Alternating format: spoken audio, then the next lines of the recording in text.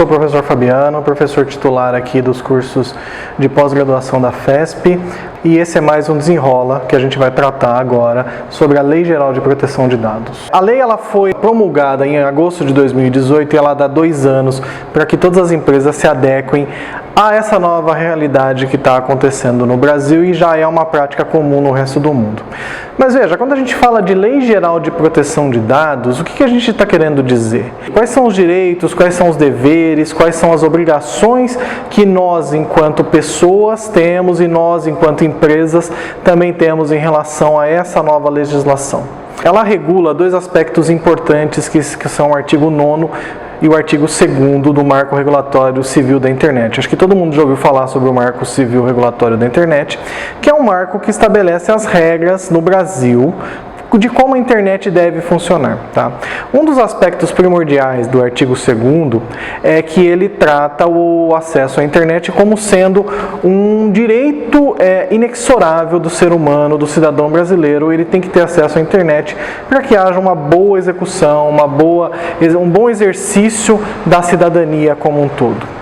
Por outro lado, o artigo 9º ele estabelece como é que os dados devem ser tratados. E isso era uma questão bem polêmica até certo tempo atrás, porque ninguém tinha uma noção muito clara do que eu poderia fazer com o dado, como é que eu deveria tratar esse dado, como é que eu deveria armazenar esse dado. E mais importante ainda, quem tem o domínio sobre esses dados? E aí vem aquela frase clássica que a gente costuma utilizar e a gente costuma pensar de vez em quando.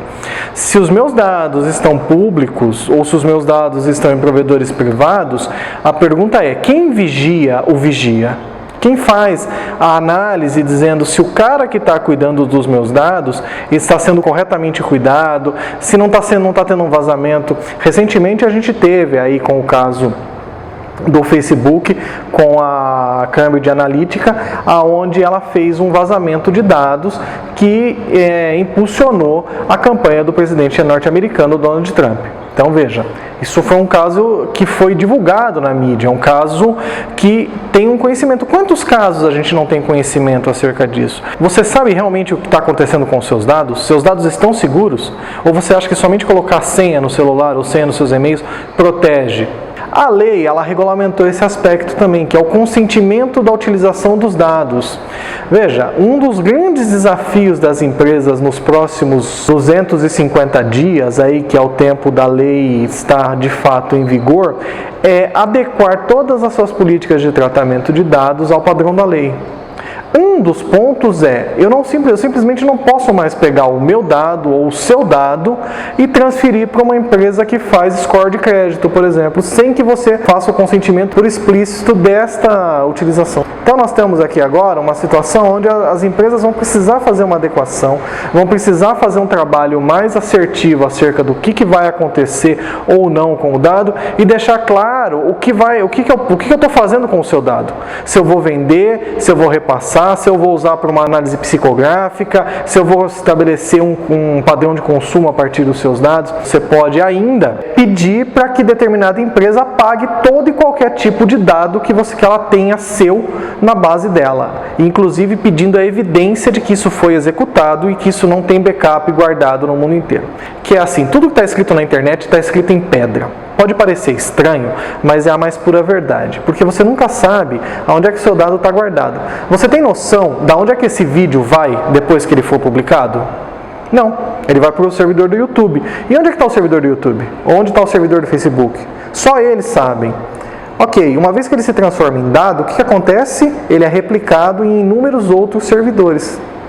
Então, se eu não tenho um consentimento explícito do que eu estou fazendo com o meu dado, ou que eu estou fazendo com o seu dado, quem me garante que eu não vou usar o seu dado, ou o meu dado, para fazer alguma coisa errada? Tá?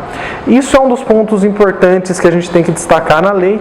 E outro aspecto interessante é que a lei também estabelece algumas punições que são bem severas e bem pesadas para as empresas. A multa, na verdade, começa em 2% do faturamento bruto e pode chegar até a 50 milhões de reais. Veja, tem um outro ponto que é importante na lei, que vale a pena a gente destacar, que é a questão dos dados sensíveis. Por exemplo, dados relacionados a gênero, etnia, raça, cor, sexualidade são dados classificados e dados proibidos de serem divulgados. Eu não posso fazer nenhuma divulgação desses dados. Um dos grandes dilemas que a gente está enfrentando nesse momento é com relação aos dados da saúde. Veja, eu tenho, por conta de algumas portarias do Ministério da Saúde, o advento do prontuário eletrônico, que é aquele sistema onde, a partir do cartão do ESUS, todos os pacientes do Sistema Único de Saúde têm que ter um número no qual eu consigo registrar todas as informações. Então, desde uma dor de cabeça simples até um procedimento mais complexo, eu faço o registro dentro de um sistema. E ali eu tenho uma situação delicada que, assim, eu tenho vários tipos de pacientes, vários tipos de doenças, vários tipos de moléstias e vários tipos de procedimentos que são realizados. E cada um com seu grau de sigilo, até por ética médica, até por ética tecnológica e boas práticas de mercado, a gente tende a proteger essas informações de maneira que elas sejam de uso único e exclusivo do paciente e do médico. Então eu entro até numa relação de confiança paciente médico, aonde eu garanto isso. Porém, como eu estou tratando de dados sensíveis, em específico doenças infectocontagiosas, por exemplo, a lei tem uma parte que trata especificamente desse aspecto, de como eu vou fazer essa regulamentação, qual é o tratamento que eu tenho que aplicar, que tipo de dado que eu tenho que preservar e como é que eu faço a manutenção desses dados.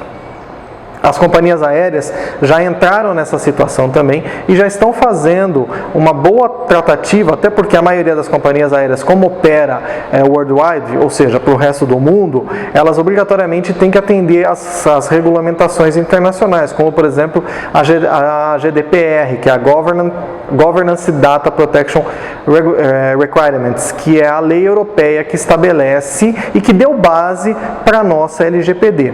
Bom, gente, era isso. O recado com relação à LGPD é um tema extenso, é um tema que merece uma discussão aprofundada e agradeço de fato o tempo de vocês e espero ter contribuído um pouquinho mais. Até mais.